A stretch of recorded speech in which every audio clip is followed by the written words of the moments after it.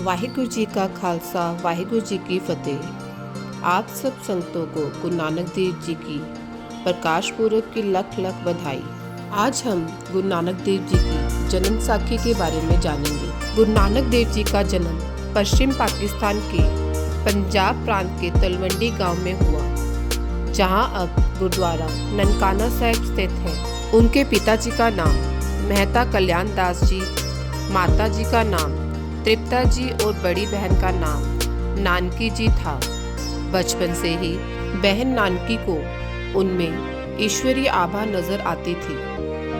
उस समय भारत का अधिकांश भाग अकर्मण्य कार्यों के अत्याचार शासन के अधीन था। वक्त इतना भयानक था कि एक तरफ हुकूमत लोगों पर अत्याचार कर रही थी, तो दूसरी तरफ ऊंची जातियां निचली जातियों को बुरा व्यवहार करती थी। चारों तरफ अन्याय, असमानता और अत्याचार का बोलबाला था। गुरु नानक देव जी ने जहां एक तरफ समानता, प्रेम, शांति, भाईचारे और मानवता का संदेश दिया, वहीं दूसरी ओर हुकूमत द्वारा किए जा रहे अत्याचारों का कड़ा विरोध किया। मशहूर उर्दू लेखक अल्लामा इकबाल अपनी एक नज़म में उस समय के हालात और गुरु नानक देव जी के योगदान का वर्णन इस प्रकार करते थे। फिर उठी आखिर सदा तौहीद की पंजाब से, हिंदू को एक मर्दे कामिल ने जगाया ख्वाब से। गुरु नानक देव जी का संदेश हिंदू, मुस्लिम और चारों वर्णों और जातियों में दूरियां कम करने में बहुत कारगर सिद्ध हुआ। इसके अतिरिक्त उन्होंने महिलाओं के सम्मान, दूसरों की सेवा, ईमानदारी और प्रकृति और पर्यावरण के संरक्षण में संदेश भी दिया। इन विचारों में समय से बहुत आगे की सोच थी। उनके उद्देश्य आज भी उतने ही मान्य हैं जितने 550 साल पहले थे। परमेश्वर एक है। उन्होंने एक ओंकार का संदेश दिया। परमेश्वर एक है और वह निरंकार है, जिसे प्रेम, करुणा और भक्ति से पाया जा सकता है। वह एक ब्रह्मांड को बनाने वाला है, वही इसका संरक्षण और विनाशक है। वह सर्वशक्तिमान और सर्वव्यापी है।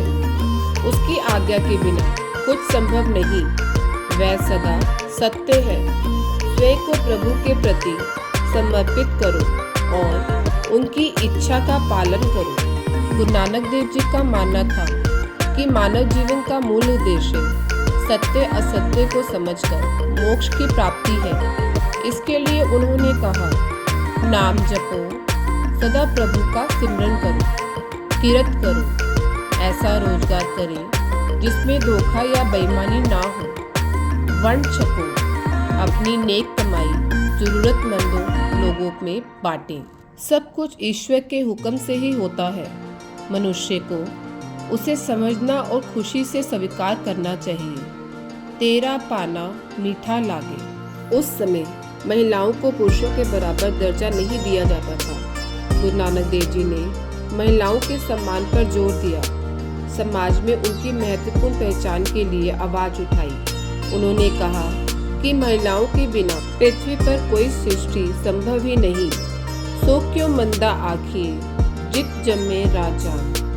जो स्त्री राजाओं और अवतारों को जन्म देती है, उसे छोटा क्यों कहा जाए। जीवन में ईमानदारी। उन्होंने ईमानदारी से जीवन जीने पर भी जोर देते हुए कहा, हक पराई नानका, उस सूअर उस गाय। दूसरों का हक छीनना उसी तरह पाप है जैसे सूअर का मांस खाना मुसलमानों के लिए और गोमांस का हिंदुओं के लिए पाप है। गुरु नानक देव जी की यात्राएं। गुरु नानक देव जी की यात्राओं को उदासियां कहा जाता है।